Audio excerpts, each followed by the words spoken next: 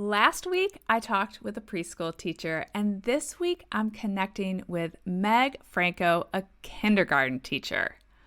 I remember sending both of my girls off to kindergarten like it was yesterday.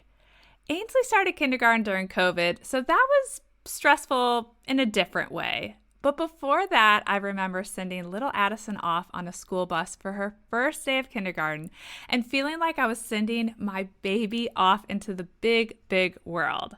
I was so hoping that she was well prepared and that I had done everything I could to set her up for success. So I really wanted to continue our conversation about what teachers wish we knew by talking to a kindergarten teacher. Meg Franco is in her 25th year of teaching at Ivy Elementary School here in Charlottesville, and for 22 of those years, she has been teaching kindergarten. This is a long episode. We just finished recording it, but I promise it is so worth the listen. You are going to walk away with several aha moments, so even if it takes a few sittings, I really recommend that you listen to the whole thing. So if you have a child in kindergarten or a soon-to-be kindergartner, this episode is for you. But before we dive in, I just want to note that Meg is sharing her personal thoughts based on her professional experience, and she is not speaking for the school where she works. Hi, I'm Allison and Egidi, a pediatric sleep and wellness coach and a mom of two. I love to help parents find solutions. This is How Long Till Bedtime.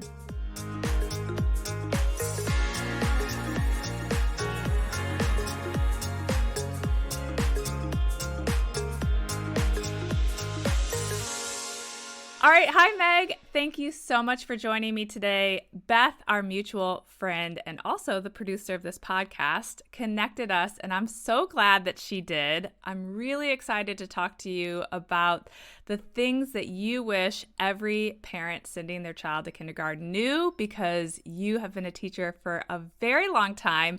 And when we connected earlier, you knew right away things you wanted to cover. So the very first thing I like to ask my guest is, what inspired you to pursue your vocation as a kindergarten teacher? Wow, I've always wanted to be a teacher, like since I was a kid. I literally made my high school brother and his friends sit in the basement in chairs while I taught them. I think it was probably the influence of my elementary school teachers. And I worked as a nanny for 6 years. So the little ones have always had my heart. So that's really just, it's an adventure every day. And you don't know what's going to happen. I love that. I'm curious, is there one teacher you had in elementary school that really stands out in your mind as being transformational? Yep, my second grade teacher, Carol Patazanin. She lives in Wilmington, North Carolina, and I actually met her for dinner a couple years ago. We went and had dinner, and I just thanked her for being amazing. She made school fun. I love that. So as you're saying that, it's reminding me that my daughter, I can already tell you that the most transformational teacher she's had was her kindergarten teacher, Mrs. Martin, and she's an extreme introvert, my daughter. And I suspect Mrs. Martin is an extreme introvert because when I'm around her, she's very soft-spoken. She's now moved away. But she changed how my daughter felt about school, and she would jump in the car so excited to tell me about her day. And she went from early on, Mrs. Martin actually calling me to say she doesn't play with other kids. She does parallel play on the playground, but by herself. And do you know she doesn't talk? It was kind of how it started. And I said, well, actually she does talk, but she's very introverted. So we had this whole conversation and she said, I get it. I see her. I know her. And by the end of that year, she had blossomed and was a leader in the classroom. And I don't know if they were kindred spirits that she understood her, but it changed everything. And she's in third grade now, and she still just talks about that kindergarten teacher. Well, and I think as a kindergarten teacher, I feel that's probably one of the most important parts of my job is to make school fun and to make kids want to love coming to school and love school. Because if they don't like it from the get-go, it's not going to get much better. I know. So we really try. It's a really powerful year, I think, the Mm-hmm. kindergarten year, for maybe not all the reasons that parents think it Yes. is, which I think is a little bit about what we're going to talk about. So Mm-hmm. let's dive in. Okay. What is the first thing that you wish every parent knew before they sent their child to kindergarten? There's lots of things. However, my biggest thing is let your child be independent. I think right now, a lot of families, time is such an issue, and it's quicker and easier to just do it for your child. And it really helps your child more if they are able to figure it out themselves. Give them a job at home. They can sort the socks and match them for you. They teach them how to fold towels. They love to wash dishes, making their bed, helping set the table, even picking their own clothes. We don't care if they come to school unmatched. It really doesn't matter. Actually, I love it because it really speaks to their personalities when they come in. If their hair's wild, my first thing is, man, you must have had good dreams last night because I can really tell. And they're like, yeah, I did. But they can do more than you give them credit for. And when they come to kindergarten, we can see that they depend on adults to do a lot for them. And I've got 25-year-olds, 5 and 6-year-olds in my room, and I would spend my entire day doing everything for them if I didn't. And I start from day one. They can't open something at snack. There's this wonderful invention called scissors. Cut it open yourself. Those are the kinds of things. Let them do it. My kids say my mom forgot to put my books and my library books in my backpack. My dad forgot to put my folder. And my response to that is, wonder whose library books or folder those are. Well, they're mine. Wonder who should be the one that should make sure they're in the backpack. And the kids are like, yeah, they can do it. The hard part for parents is it takes more time. And you want to be done and move on to the next thing. Yeah, we got to go. We got to get in the car. We got to get to the bus. That to me is it's time well spent. Absolutely. And I definitely fall into that camp. I have and still do too much for my kids. I really focused on it actually this past summer. My kids are long out of kindergarten, of teaching them to fold laundry and doing some things. But I was rushed a lot to get out the door. The other thing is, one of my children would be willing to do things if I said, why don't you try that on your own, or you can do that. The other child, it is her natural inclination to say, I can't do that, I need help. So I would love to know, for the parent that says, well, easy for you to say, my child really pushes back on that. What is your advice if you have a child who says, but I can't do that, but I need your help? How would you have a parent respond to that? Well, I will say my husband and I, when I have 2 stepdaughters who are grown up and on the West Coast now, but the word can't was not used in our household. It's not that you can't do it. It's that it's too hard. I don't know how to do it.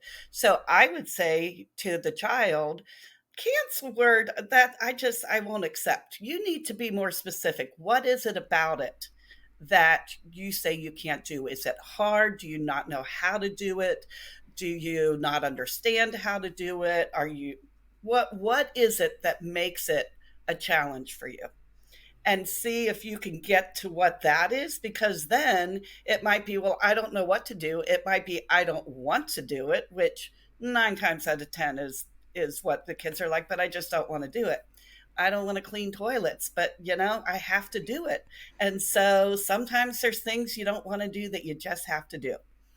I am confident you can do it. And you know how I know? I've seen you do it before, so I know you know how to do it. Yeah. But get to the root of why they're saying they can't do it. What is it that has them saying they can't do it? There's something. Right. You just have to get to what it is. It's kind of like I heard of a lot of people who will say, maybe you don't know how to do it yet. It's like Hmm. adding Absolutely. that word. And then as you were talking and the advice you gave, it made me think of advice I had gotten from a therapist who said, some kids are going to need you to bridge them to get there. So the example I had given was my daughter resisting folding laundry. And it was, well, maybe initially you fold it together. You're both folding laundry, and you're going to have to bridge her to realizing she could actually fold that laundry without you sitting there. And Hmm. my struggle is that takes more time. It has worked. She now does fold laundry on her own, Yep. but it did take time. It was a shift in my mindset because I'm thinking, well, the whole point of me wanting her to fold laundry is so I don't have to take the time to fold all that Yes. laundry. So it's a little bit of a mind shift, I think, for some of these kids. Hmm. And the other thing you can do is tell the kid, I need your help. I need you to help me do this. If you're bridging, we fold the laundry together, then we'll have more time to read a book together. The other thing I would also say is everybody in our family has a job, and we all do jobs in our house. We all do things to help everybody else in our house. And so I need your help to do this job. Let me show you how to do it, and then let's do it together. And then you do one and I'll do one. And then you can slowly, as you said before, kind of to wean away from it. And then sometimes I just flat out say, oh man, I forget how to fold a shirt. Go. And then we're like, I know how to do that. It's easy. And they'll do it. So there's ways to do it, but again, it goes back to, as you said, the time to take to do it. But it's time well spent in the long run. You have to look for the goal at the end. So you mentioned opening snacks. What are other things, just true things that carry right over into kindergarten, things that they could have their child doing at home that you would see a direct benefit to them in kindergarten? So one obviously could be opening their own snack. Are there other things where you think, oh yes, if they worked on that at home, it would save so much time for everyone? Packing their snack, they can pack their own snack, because you don't know how many times I hear, well, I don't like the snack my mom or dad packed for me. They can't argue with the person who packed the snack if they were the ones who did it. And I've seen people who have had, like, you pick one thing from this bin and one thing from this bin, that you can have control over what they choose by offering different things. But let them pack their snack. Learning how to zip a Ziploc bag, if they're using Ziploc bags, that getting that zipper, putting on a coat, taking a coat from, if you know how the arms get inside out, knowing how to pull the arms back out. You would be amazed the number of kids that have no idea that if you just reach your arm and grab it and pull it, that it'll come out. Zipping, buttoning, belts, overall hooks, any of those, shoes, tying shoes, when you're putting your shoes on, pull the tongue out so it's not all scrunched up, and then it, drives them crazy the rest of the day. Those are all really simple things. And even hand washing. I know everybody goes, oh, but we do water, soap, and then I have my kids in a line and they have to go to the back of the line. Taking the time, because what they'll do is they'll get the soap, they'll turn on the water, they'll run their hands under the water, the soap washes off, they've never rubbed it. Yeah, yeah. So even that simple, and you might be like, well, my kid knows how to wash her hands, come into my classroom and watch, and you'll see. But now they know, because that has been our routine. Water, and they'll say it, water, soap, back of the line. Because by the time they get up, they've been rubbing their hands together long Yes. enough. So those are all simple things. Opening a lunchbox, opening a thermos bottle, opening a Capri Sun with that straw. I always teach them, rip the straw in the middle because it comes out easier, but how to put a straw in. They're all things that people are like, oh, I never thought of that. Right. But those are, you, because you so without thinking, just open it. You just do it, and you're doing something else at the same time, and you don't really pay attention. Teaching them how to use their fingers to pull a bag apart if they're trying to open it, because the fine motor skills I have seen this year are really, kids are struggling with the fine motor stuff, and that's using those pinchers to push to pinch and pull, Okay. or they have a hard time. That's why they end up using scissors. Interesting. What are good ways to work on fine motor skills? Because as you were mentioning, even buttoning their pants or doing a zipper, Mhm. I think of those as little fine motor skills. Are there games to work on that? Or do you think it's just practical application? It's teaching them to do these things that we need at school. You can do both. And fine motor is not just for school. I mean, if you think about how often you use that pincher grip, how often you use it in everyday life, but you can do games like put pennies down and have a contest to see who can flip the pennies the fastest, Oh, yeah. because you have to use those two fingers to do the pennies. Building with clothespins and popsicle sticks, the pinch of the clothespins. If you're doing some kind of repair and you have nuts and bolts, letting them screw the nut on the bolt. Using tweezers to pick out. I have the letter beads that you can get at Michael's or the dollar store. We call the dollar store the teacher's boutique, but you have the little beads, and using tweezers to pick those out or pick little things out. You can just using Play-Doh. Using Play-Doh, hiding something in the Play-Doh, and they have to pull it apart to try to find what's in there. There are so many easy ways. Scissors are a big thing. I have so many kids that hold their scissors upside down. So instead of holding it with the thumb in the one little space and the fingers in the bigger space, they put their thumb in the big space and then try to cram fingers in the little hole, and then they're trying to do it this way, and they get frustrated because it doesn't work. So let them use scissors. Scissors are okay. I know a lot of parents are like, "Oh, I don't want the mess," or, "Oh, they're going to cut their hair," or, "Oh, they're going to cut their clothes." But then that kicks into natural consequences. Having messed up hair. Well, having messed up hair, or you're showing me that you can't use the scissors safely. So now to make your whatever you're making, you're going to have to figure out how to do it without scissors. And it just takes a kid once, if they're not being safe with the scissors, like taking them up near somebody's face. Yeah, that's probably not real safe. So you'll have to use something else. And we're making a craft of some kind where they're trying to cut a circle out to make a face. And now they don't have the scissors. How are they going to do it? Well, they're going to have to rip, and then it's not going to look like they want it to look. And so it all kind of falls. And that's another fine motor, is ripping paper, just tearing paper. I love to do torn paper crafts. Like you could draw the shape of an apple and then have them rip red paper into small pieces. That is real. If you don't think about that, you're like, "Oh, any kid can rip paper. I have ripped paper around my house all the time." But I have kids that they try to do it with their whole hand. That ripping little, and they have to be little pieces of paper. They're all sorts of little things they can do. Lacing cards. Remember those good old lacing Yeah. cards we did as Oh, yeah. kids? Lacing cards are great. Showing them how to play jacks. Do you remember the old game came out in I think it's the 30s? Jacks, that having to pick up that jack and catch the ball. That having that pinch to pick up the jack.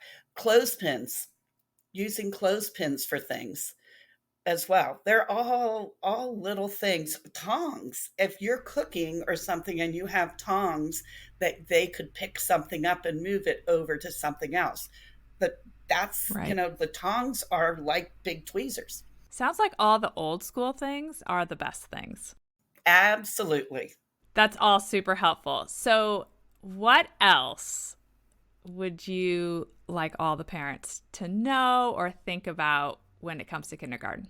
My main focus as a kindergarten teacher is their social emotional, their interpersonal skills, liking school. The academics, yeah, that's great. I'm not worried if a kid comes in and doesn't know all of their letters. For me, if they don't know all their letters, but they can share with somebody else, they know how to use their words to resolve conflict. They know it's okay to have big emotions. Kids have big emotions, and that's okay to have big emotions. But it's how do I handle and get myself back so where the emotions aren't taking over. The zones of regulation. I'm not in green. I'm out of green. I'm in red right now. What can I do to help me get back into that green zone? What can I do to help me get back to that, to where I need to be? I find a lot of kids look to adults to solve their problems. Let them figure it out. I need to put these together, but I don't know what to do. Rather than handing them the tape and saying, here, use tape, say, I wonder if I wanted to put two things together, what I could use to make it stick. And the kid will be like, oh, tape or a stapler or whatever. But don't immediately jump in to solve the problem. Let the kids resolve the conflict. The way I have kids do it is I would say, Beth, Allison has something she needs to talk to you about. And Allison would say, I didn't like it when you touched my face with your hand. And then I would tell Beth, you need to help Allison feel safe. So you need to ask her, Allison, how can I make you feel safe? Allison, how can I make you feel safe? Is usually how they always say it. And then Allison might say, you can draw me a picture. I had a kid yesterday who she said, and it was somebody had touched her cheek and she didn't like it. And the little boy said, how can I make you feel safe? And she said, you can give me a hug. And they did a big hug. They can say, some kids will say you're sorry. When they do that, I always add, what are you sorry for? Yeah, I'd love to talk about that because I was actually, as you were just giving that example before you even got to I'm sorry, I was going to ask you, what are your thoughts on making young children say sorry? Because it's kind of controversial at this point on whether we should be making our children apologize, with the theory being we're just making them say something, but they aren't actually sorry. I'd love to know your thoughts on that because I know during your time of being a teacher, this has evolved because I feel like the thought on this has evolved significantly in the last 10 years. Absolutely. I do not make kids say sorry. To me, it's just like, okay, I'm sorry. Right. Well, what are you sorry for? Do you even know what you did? They're quick to say. And it's funny because they'll come up and say, I'm sorry, I'm sorry, I'm sorry. And I'll say, well, what are you sorry for? I don't know. Yeah. They need to understand what they did had consequences. It had an effect on somebody else. So that's why I say, Allison, what's going to make you feel safe? Or Allison, what's going to make you feel better? It made you feel kind of sad. What's going to make you feel better? And some kids may, that way I know a sorry for you may not do it. When they say they're sorry, I always say, what are you sorry for? That way they're acknowledging this is what I did. And then if the other kid says, well, that's okay, because a lot of kids say, well, that's okay, I will say, no, it's not okay. It's not okay that they did that. You can say, I accept your apology, but it is not okay that they did something to make you not feel safe.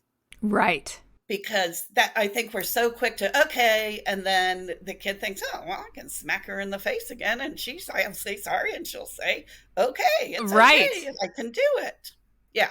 And what if the child, when you say, I love that, and actually I'm totally going to try this with my 9 and 10-year-old, what about if I were to say, what are you sorry for? Because I have a child who's quick to say, I'm sorry, I already said I'm sorry. Like when the other one comes, I already told her I'm sorry.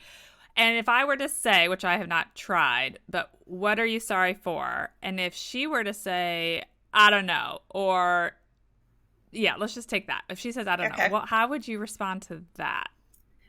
Or is she apologizing to the other child? Yeah, like sometimes the example I'm thinking of, she'll say, I said I'm sorry, but it was an accident. So, oh, I love that. Like, it's kind of, I know she's not really sorry. And frankly, half the time I know it wasn't an accident. That's like a Mm-hmm. really good cop out, is to say, it's an accident. I threw that ball and it hit her in the face. And it's like, Yeah, really? exactly. Was it an accident? Or did you know you could throw it and hit her in the face because she was annoying you and you could say it was an accident? So let's just take that example because that's a real one that happens in my household. Okay. And I don't want to say where my struggle is. I don't want to say you're lying. I know it wasn't an Mm-hmm. accident. Also, you're not sorry. I get real stuck there. So let's take that one because I feel like whether it's a kindergartner or a 9-year-old, we deal with those sort of things. So the first thing I always do is say, tell me what was happening. What game were you playing? What was going on? So I can kind of have them describe what happened. Because you will truly know, well, we were playing ball, or I was playing ball and she was over by the playground and I threw the ball and she didn't see it coming and it whacked her in the head. Okay, that could have been an accident. Mm-hmm. Well, we were playing, she was saying something I didn't like, and then I threw the ball. Now that might be a little bit different. And so, kind of, again, just like we did with the I can't, getting to the bottom of, okay, getting to the root of, so what was the situation? And I like to hear it from both sides too. There's two sides to every story. And a lot of times it will be, well, she threw the ball and hit me in the head. And then the other one will say, well, but you beforehand were tripping me walking across the playground. And so then we have a whole different thing, because now it's, well, I probably did throw the ball on purpose, but this happened. Now, when it's an accident, I'll say, well, how were you throwing? Show me what you were doing. I had a kid who accidentally pushed another kid, although he claimed it wasn't a push. And the other kid's like, no, he pushed me. And I said to him, show me exactly what you're doing. He's like, well, I put my hands out and went like this. And I said, well, that is a push. No, it isn't. I was like, well, that's when you go like that and you touch somebody and you make them move, that's called a push. Oh, so, how do you think you made that person feel when you pushed them?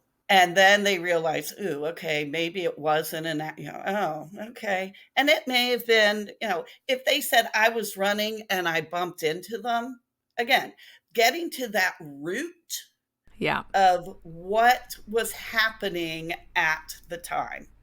Yeah. And if they persist in saying it was an accident, and usually it gets at, no, it wasn't. Yes, it was. No, it wasn't. Yes, it was kind of argument. I go back to, all right, well, I wasn't there. So I don't know if it was an accident or not, but we'll go back to Beth and Allison. Allison doesn't feel safe because of the ball that hit her in the face. What can you do to make her feel safe? Going back to that, what is it that's going to make her feel safe? Whether it was an accident or not, she still doesn't feel safe. Mm-hmm. She doesn't feel comfortable around you right now because of this action. So if you threw the ball and it was an accident, you need to understand that that accident caused somebody to be hurt, whether they were really hurt or not, but it caused somebody not to feel good. Right. So going back to that, just being a detective, digging into that, what happened, but not in an acute, like, what did you do? But more as a, tell me what you were playing when it happened. Tell me what was going on when it happened. To try to get and make it more conversational, which is hard because if it's like the 400th time that day they've come to you and you're in the midst of trying to do something and they're arguing and you're about to yank your hair out, it's hard. And it may be you need to say, you know what, right now, I cannot talk to you because I am really frustrated right now. And I can't talk to you right now. It's not that I can't talk to you. I am, because, we don't use the word can't. It would be hard for me to talk to you right now because I'm feeling really frustrated. I need to take a few minutes to myself so I can calm myself down and get myself together before I come talk to you. So you go over there and look at a book. You go over there and I'll come to you when I feel like I'm ready and can do it calmly. Right. It's okay to let your kid know that adults get upset too. Adults get frustrated. Adults get angry. And giving them that strategy, modeling that strategy of right now, I am not in a good place to talk to you. I need to take a moment for myself.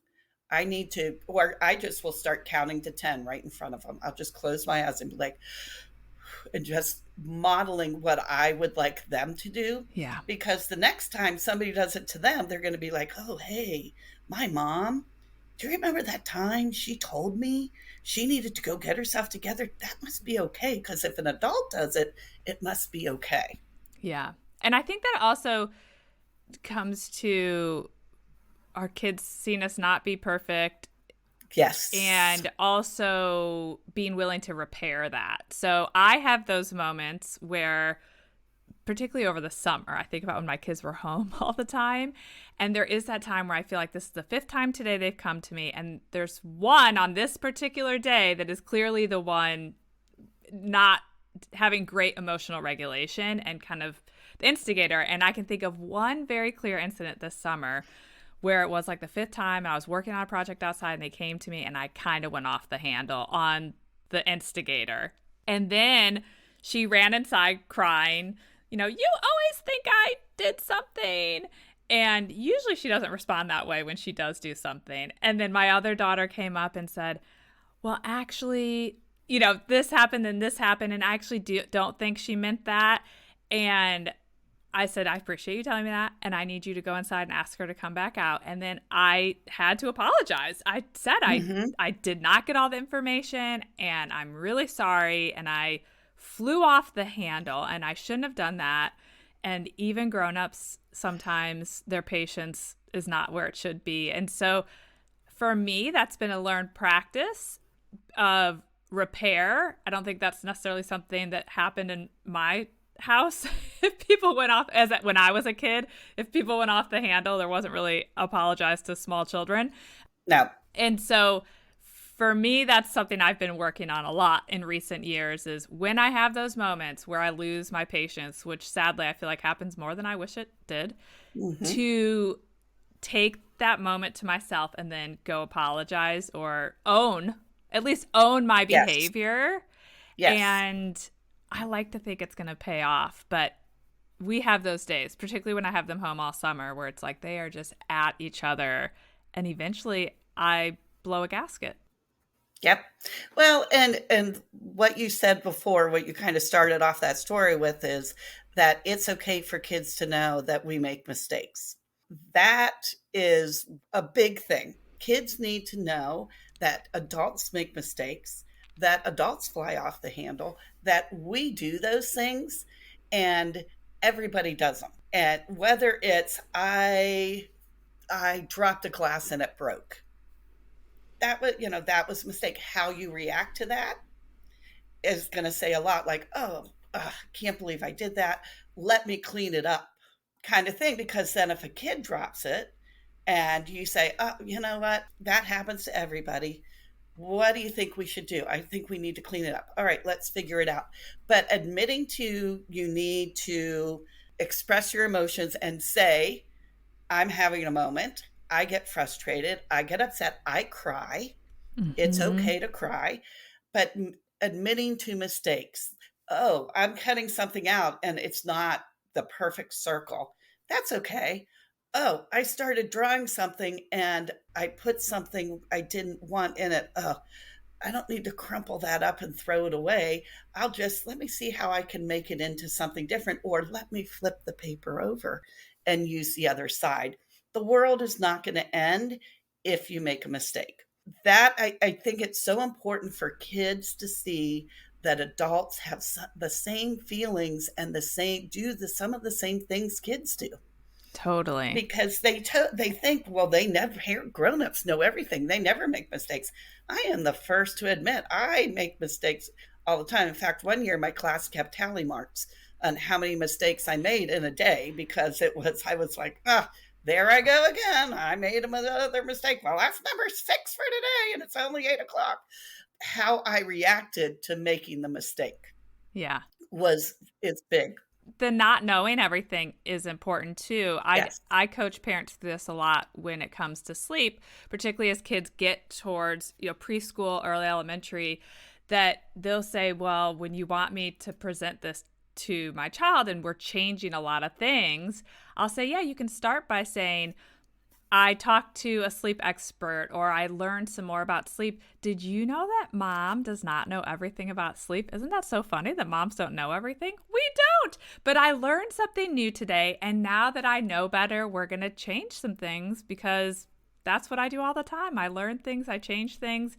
And I really have tried, even with my own health journey, to empower my children to realize you're going to learn throughout your whole life. I will always tell them, I was listening to this book on my walk today, and I learned something new, and based on what I learned, I'm going to start lifting heavier weights, or I'll tell them why. And so I think trying to encourage them to be lifelong learners and to not assume their parents know everything. I've had plenty of things with my daughter, who's kind of in early puberty, asking me questions where either I'm not sure of the age appropriate answer, or I don't actually remember specifically the answer, and I want to be accurate, and I will say, that's a great question. I don't totally know the right answer, so I'm going to do a little research and report back to you. Yes. Yeah, and that's okay to tell them you don't know. Right. I don't know. Where do you think we could find that? Let's find that answer together. Right. Let's what we can do together to figure out that answer. That it's okay. I have kindergartners coming in thinking they're supposed to know how to do everything.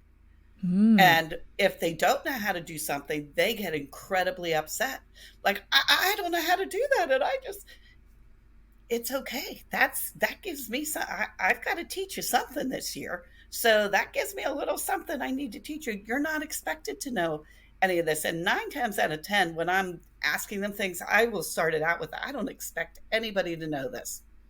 Right. Because that kind of sets okay, if you know it, then I'm going to be like, what? How oh my goodness, what am I going to teach you this year then?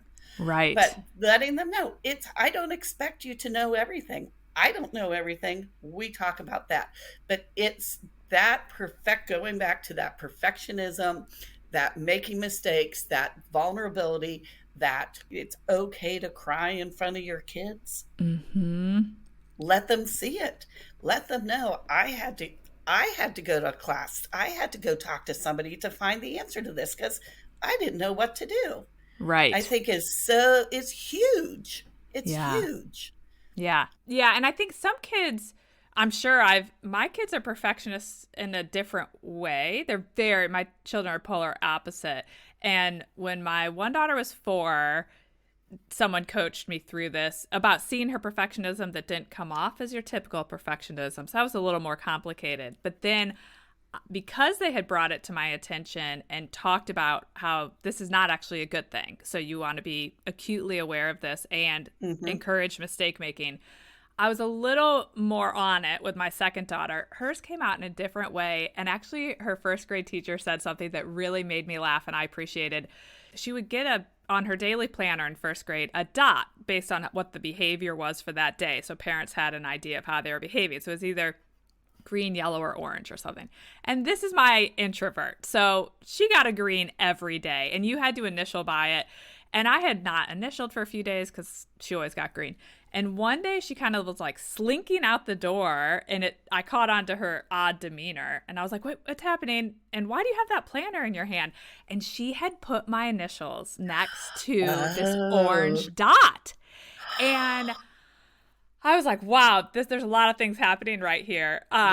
First of all, getting an orange is not the end of the world. That's okay. But now we have this whole other situation where you've like forged my initials. Yes. And so I had to reach out to the teacher. And in a way, he laughed and he said, look, Ainsley could use some more orange dots in her life, or yellow dot or whatever the dot was. He was like, she could use some more and we got to work on that. And I said, of course, I completely agree. And so that was a big learning moment for a lot of reasons. And it made me think about how would I have reacted. I think I would have taken it fine to have her have an orange dot, but that we had to kind of work through that. And so, but I caught on to it right away, even though it's different than my other daughter, of like, wow, that's a form of perfectionism, that she was Yes. terrified to show me like she was less than perfect after whatever, a streak of 60 perfect days or something ridiculous. And that is that some kids that's their perfectionism of like at school, I'm always doing exactly what the teacher said. I'm always right there. And if they do, and you have to say, inside voice or whatever, and they're like devastated because, and then some of them that the anxiety comes up Right. because of that. Yeah. And that's another thing we're seeing a lot of is anxiety.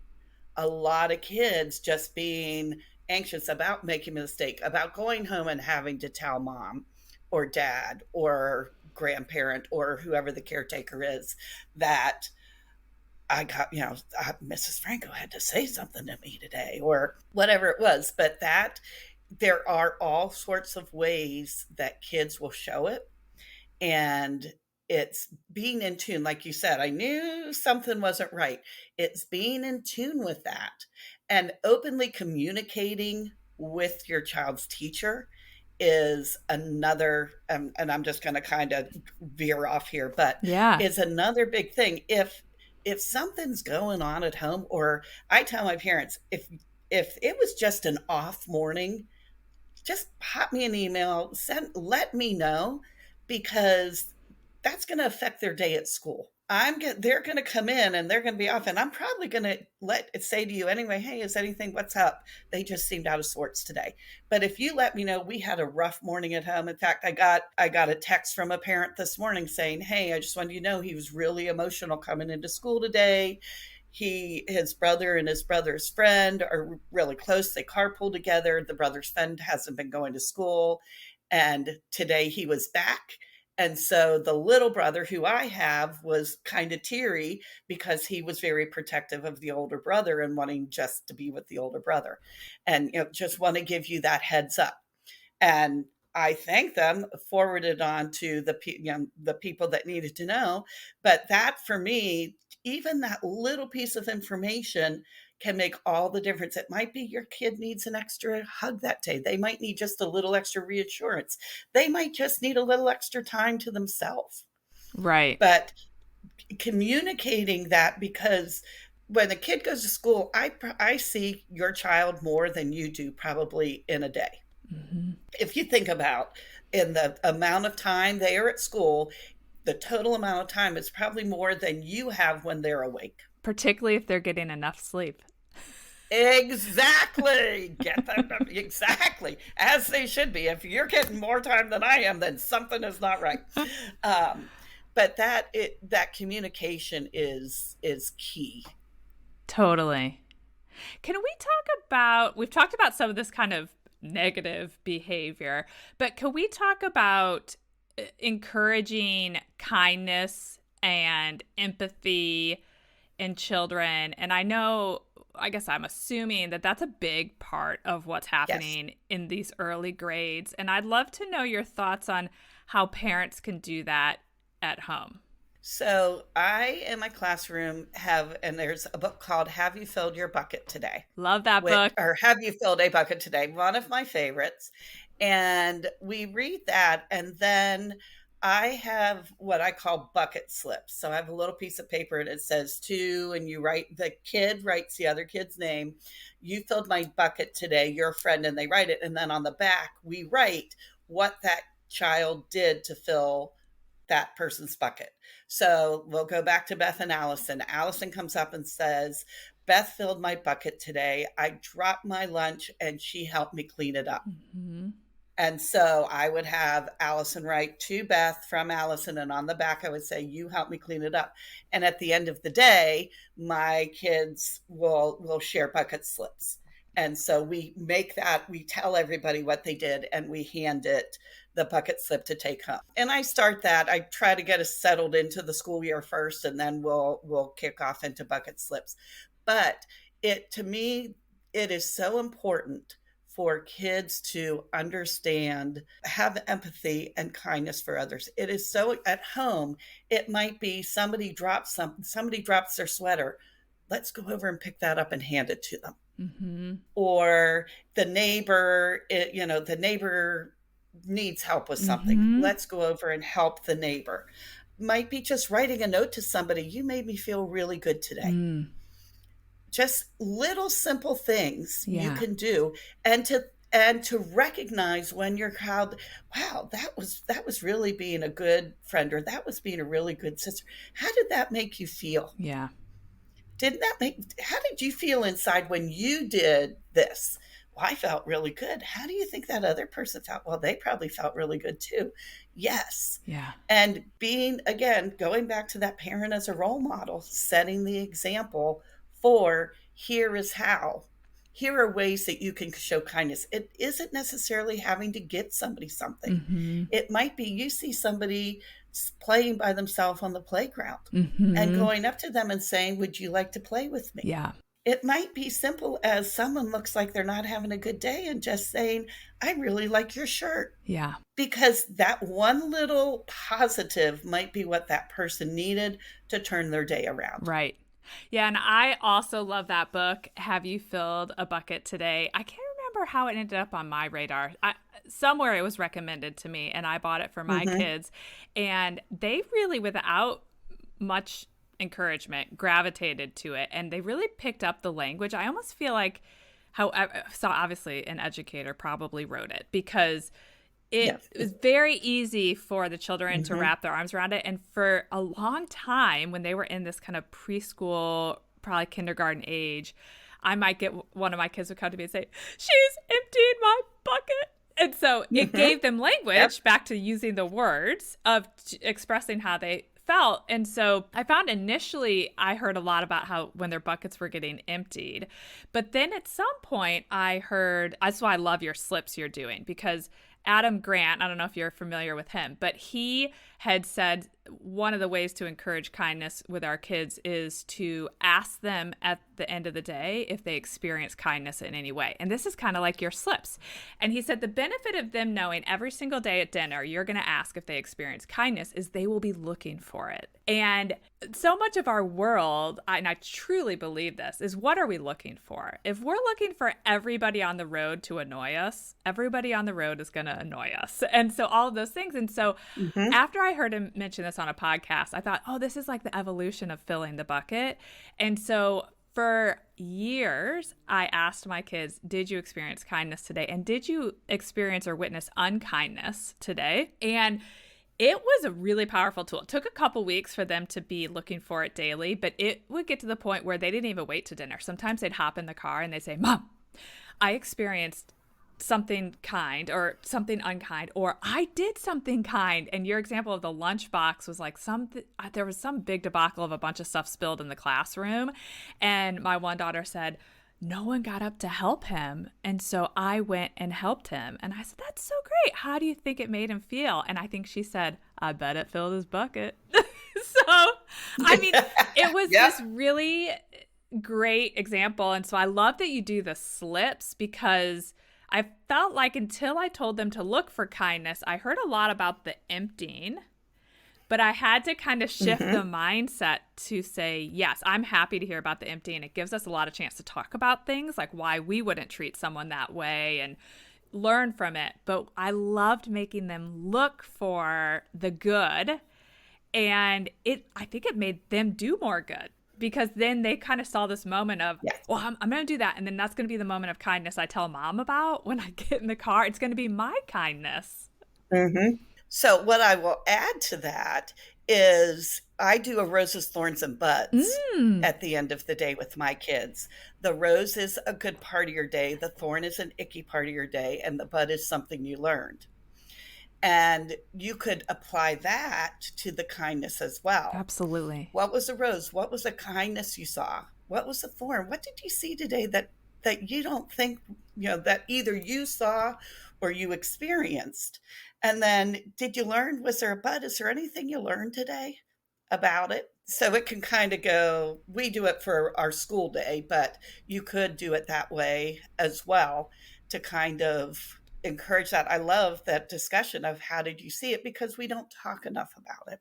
It's one of those, I think a lot of people call like a hidden curriculum, like kids are just supposed to know to be kind.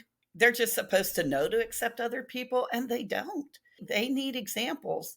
And I have been in the public school, we have a lot of kids with different needs. And we spend a lot of times in the first 6 weeks about everybody needs something different.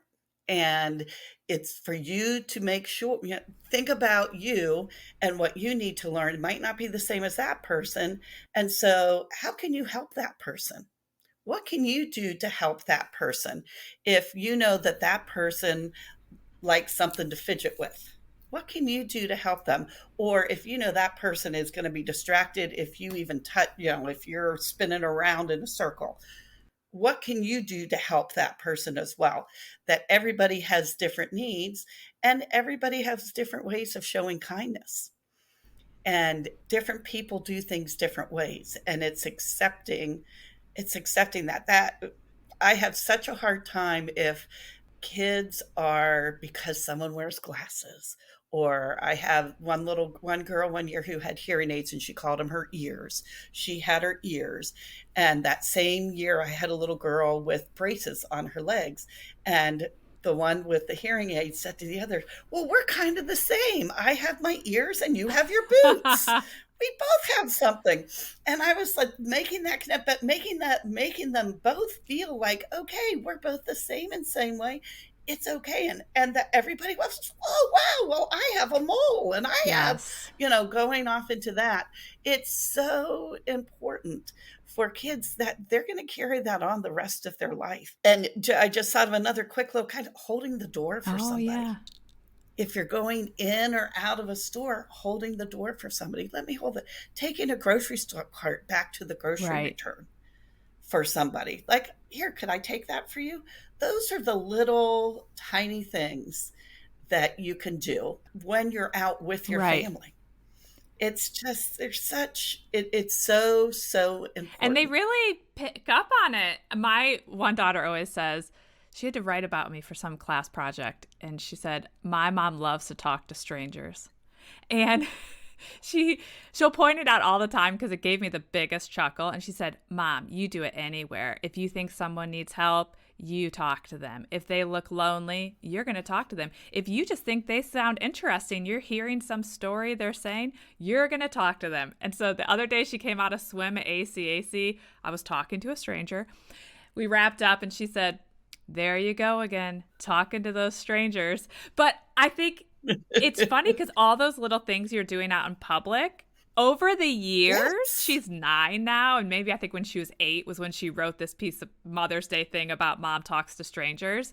But it's funny, I realized, wow, they really are just taking it all in. For better or for worse, they're taking it in. Yes. And they're taking it at home. They're taking it at school. They're taking it in the sports they play. They're anywhere they go. They're taking it in. And back to that point of empathy, as you were talking, it was making me think of when my girls were preschool. They had such a gift that during the summer, there was this little boy, Bennett, who's since passed away, but he was in a wheelchair. And his grandmother. And he would come to their preschool / daycare during the summer. And he kind of overlapped more so with my older daughter. But I remember they did a lot of work on the outdoor play space to make it able to accommodate him in his wheelchair. And he was a real personality. He was a real treat. And my daughter talked about him a lot. And it was devastating when he passed away and very hard for her to comprehend at that age. But what I loved is she would say she saw him for his little spicy personality, and then she would say, and he could chase me around in his chair, and we were playing tag, and I helped him. So she would then say, and sometimes he needs help, wanted a toy. She might grab the toy for him. And so first of all, it made me realize that young children can adapt very well if given the chance. They aren't as judgy as adults are. I admired that, and I think her preschool must have done the most fabulous job working with the children and this young boy. And I just always thought, like, what a gift this was for her to experience this. And so I think thinking about children's exposure to different people is important because at that age, you can kind of teach them how they should respond. Mhm. Mhm. Absolutely.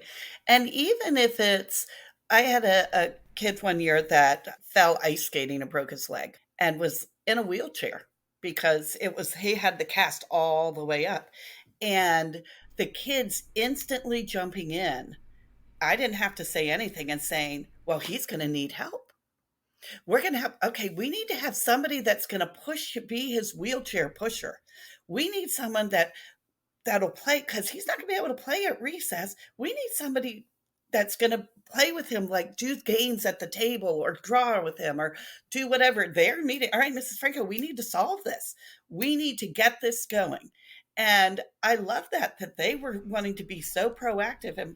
And we literally called it his personal assistant for the day. The person who was the office helper that day was this boy's personal assistant.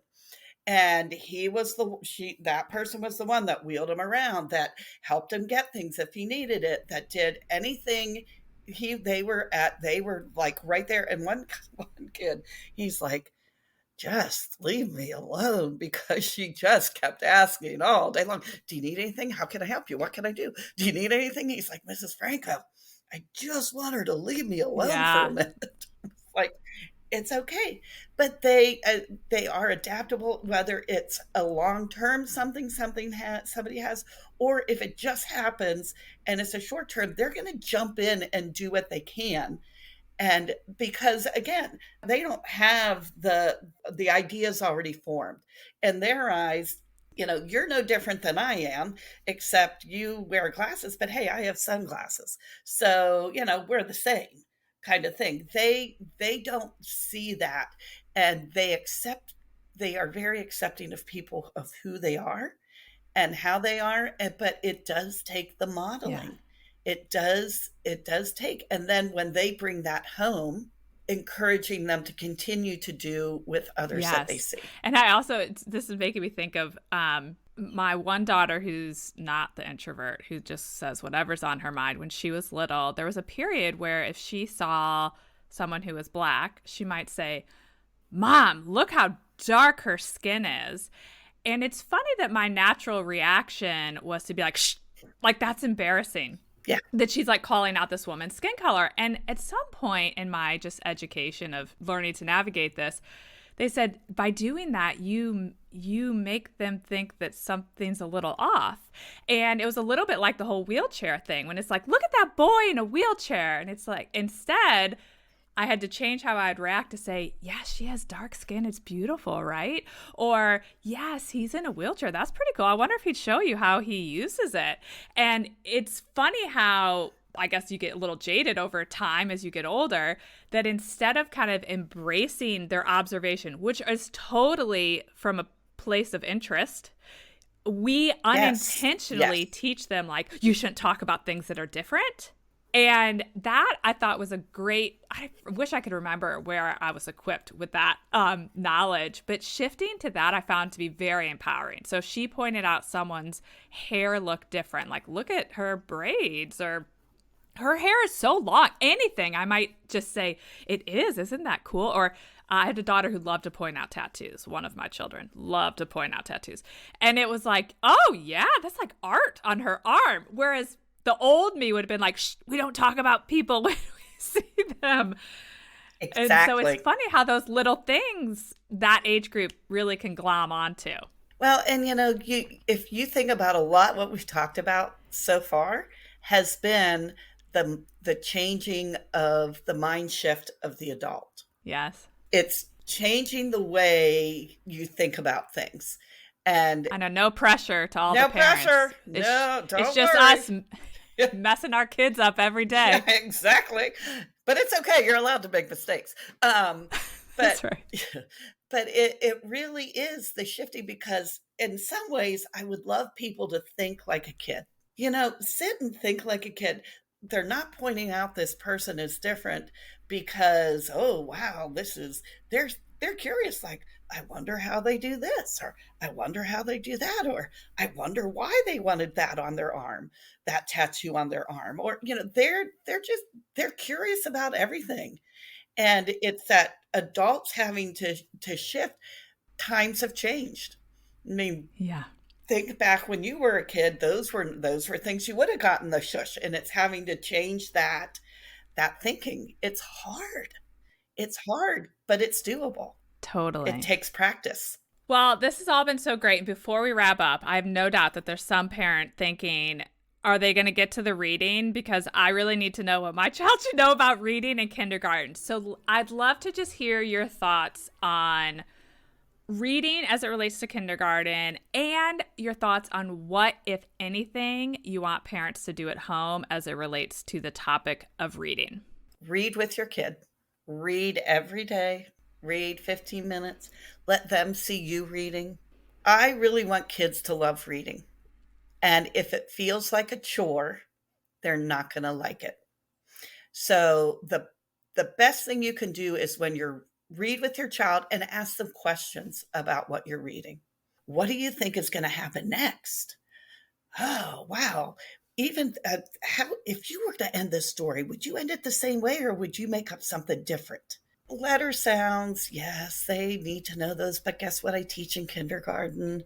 I teach the letter sounds. If your child has an interest, then by all means, go with it. But it should not be something forced because you're just forcing them to do something they don't want to do. And then that's going to cause I don't like to do this kind of thing. So if they have an interest in letters, you can do a hunt around the house, or while you're writing the grocery list, I need Cheerios. Will you go find the Cheerios in the closet for me? They're reading because they have to know what the Cheerios looks like. That we call that environmental print. Things they see in the world that they know from in their environment. So Cheerios, the McDonald's, Bodos, all of, well, for those people who aren't around Charlottesville, they wouldn't know Bodos, but it's a really good bagel place. But those are things that they're reading. And I would say, my gosh, oh my gosh, you're reading. And the kid will be like, no, I'm not. What's that? It says this. Oh, well, maybe I am. But take the lead from your child. Mm-hmm. Read every night, yes, without question. And find books they're interested in. Read fiction, read nonfiction. They could write a story. You could tell a story together, any of that kind of thing.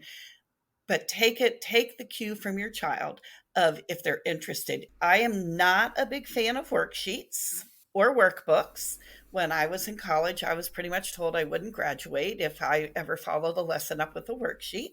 I get like a tick whenever somebody's like, let's do a worksheet. And I'm like, but there's so many ways you can write letter if you want to, if they're interested in letters on an index card, have your child help you write the letter of the uppercase and lowercase or two uppercase on two index cards and play memory or play go fish. Those are little things that they can help do as well. And I'm going to throw in really quick, when they're writing those letters, make sure they're holding their pencil. Not the dagger. I like to call this the dagger grip. Yes. Because it looks like they have a dagger, but holding their pencil with a proper pencil grip. Their pencil grip, and all I have right here is a hammer, but is you can hold it like this. You can hold two fingers up. Uh-huh. Or the OTs say this is okay as well. But okay. This is the hammer grip. This is the dagger grip. Or some kids just have this very loose wispy. That's not, you want them to hold it like that. And one trick I have is to give them something to hold in their hand while they're holding whatever it is. Let me see if I can grab a bottle right here. That they have to, don't let that fall out. Oh, like a little ball. So for those just listening, she's got almost like a little ball in her hand that the other three fingers are holding. And then her two fingers that we want to be the most effective are holding the thumb and the pencil. Pointer are holding at the top, and it's resting on the middle finger. And then the other ones are holding in. It could be a cotton ball. It could be a pom-pom. You could wad up a tissue, any little thing, and tell them, don't let it drop. Floor is lava is a big game for kids right now. So don't let it drop in the lava. hold on to that. Don't let it fall. Super helpful. So there's something else the parents can focus on. Yes. If they need to channel their energy, it's to help them hold their pencil, crayon, whatever it may be, yes, in a more proper way, and to not say they'll pick that up later. Yes. Yeah. Because once they get their grip in, it's so hard for us to quote unquote break a pencil grip, like get them to hold it the right way, because they've been doing it for how many years now, doing it this way. And now this meanie's trying to make me. So really doing with that, but even having them do letters, writing letter, that's doing that pencil grip. It's also doing the reading, helping identify those things. But reading with your kid every day is the biggest thing you can do. And if they're not sure what a word is, or if you think it's a word they might not know, ask them, what do you think that means? Mm-hmm. The vocabulary, what do you think swampy means? Right. That's kind of a weird word. What do you think that means? And start building that vocabulary. Great. Well, all of this has been so helpful. I think kindergarten is such a big year for a lot of kids, but also for a lot of parents. And I love this practical advice that you've shared. And I think it helps us keep in perspective of what we need to be focused on. And we've covered a lot. If there is one thing that you would like parents to take away from this episode, what would that be? Oh, can it be a really long thing? No. I think the big thing is let your child be independent and see that it's okay to be a human, so to speak. So that means it's okay to make mistakes. It's okay to cry. It's okay to do all of those things, that you're going to be a lifelong learner. But let them be kids. Give them the joy of childhood. Yeah. Well, this has been great. Thank you so much for joining me today, Meg. You. And I just want to thank you for pursuing this career in teaching. I know this is not for everyone. I could never do it. So I have such great admiration for you and the other teachers out there. And I certainly hope our paths cross again soon. I do too. Thank you so much. It's been a pleasure.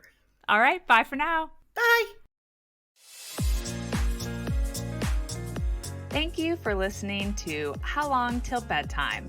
To learn how we can work together to improve your child's sleep, please visit sleepandwellnesscoach.com.